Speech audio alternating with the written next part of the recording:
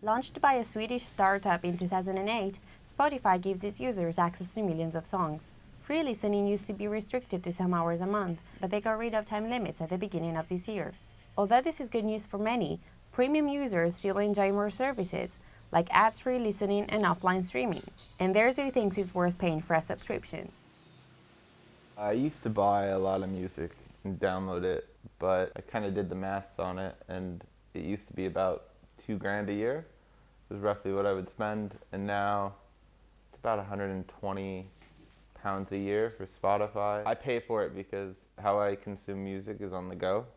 So if I'm gonna use it, I use it on my phone, I use it on my tablet, and I'd rather have that flexibility. 2013 was Spotify's biggest year yet. Last year, 4.5 billion hours of music were streamed worldwide on Spotify, which comprises of 24 million users currently active. But although Spotify remains the most popular streaming service out there, it's got competitors. New audio streaming platforms keep adding up to the list, with SoundCloud, Deezer, and Google Play leading the pack. The competition is good for consumers, but it's not benefiting everyone. I don't see any negative for the user for streaming music, but it changes artists and it has some sort of effect on their structure and how they get paid and exposed. Ottilia is a talented young artist based in London. She's got some of her music online, but she doesn't make any money from it. What I think is good about online is that it can be good for spreading, but it's not a good way of earning. I wouldn't make any money from anything on SoundCloud, really. I think people are getting more restless as well. I've noticed that from working with people that if I want to write a song and I like a long intro, they say, no, it's too long, you have to start singing here. And it's kind of like, but I don't want to start singing there. And I think especially as a female singer, they just want the kind of voice of it and the image, they don't really care too much. And then he said, it's time for me to ponder.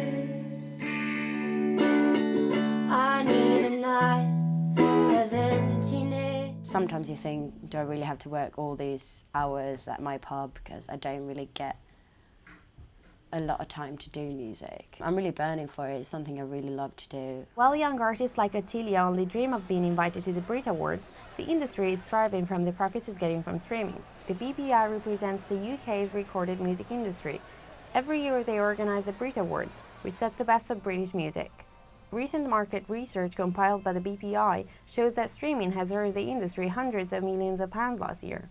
If we look at revenues, which is what we tend to do, in 2013 the industry became what we call a majority digital business, which meant that more than 50% of our revenues came from digital sources. Our figures show that the record industry earned around £100 million from streaming revenues last year, and that accounts for around 10% of our overall industry revenues for the record sector.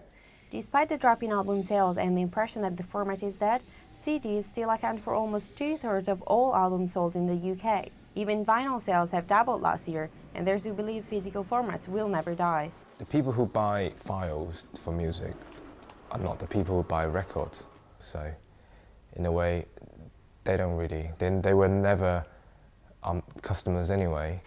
The people who press vinyls are vinyl lovers. They generally prefer the format of vinyl or tapes, etc., the analog formats, and they will always be around. We get a lot more online traffic. It's always been strong, consistent. We send thousands of records out every month. But technology has developed to the point where a lot of people don't have the means to even play CDs anymore. So I don't have any thing I can even play a CD on nowadays. My computer doesn't have it. I was given a CD over Christmas and it's still in cellophane. And for the new iPad generation of children, CDs are even more a thing of the past. I usually listen to music by my iPad or my phone. I use YouTube. I used to use it on my BlackBerry. There used to be an app that you could download any music for free. I have one CD and I don't really listen to it no more. What also seems to have changed from the CD days is that the art of an album appears to be gone, as artists and labels seem more concerned with just creating singles. Before, with like Rolling Stones, the Beatles, and back then they would actually talk about the album. They would get promoted by someone playing them a lot on the radio, but people would buy the record because you couldn't buy a single. It's like they produce an album with maybe 2 or 3 singles and then a bunch of filler, and it's not good. You don't really listen to new records front to back like you used to. Len Brown started his career as a music journalist in the early 1980s, when CDs and vinyl records were still the main ways of listening to music. I do think that when you had a piece of vinyl or a CD, it could be viewed as a work of art. There was a lot of information supplied with those products. And I think now that it's much easier for you to record something, even if you don't have much talent. And although there's a great freedom for artists that anyone can do it, which I sort of agree with, at the same time, there's a lot of crap being spewed out. 10 years ago, I would have gone to a record store for my music, but all I need now is an internet connection. Massive changes are taking place. From LPs, tapes, and CDs, consumers used to pay for a physical good, but what they wanted was always just a sound. It may take years for the physical formats to completely disappear, but with the success of music streaming, it looks like things are taking that direction. This is Julia Mutti for City News.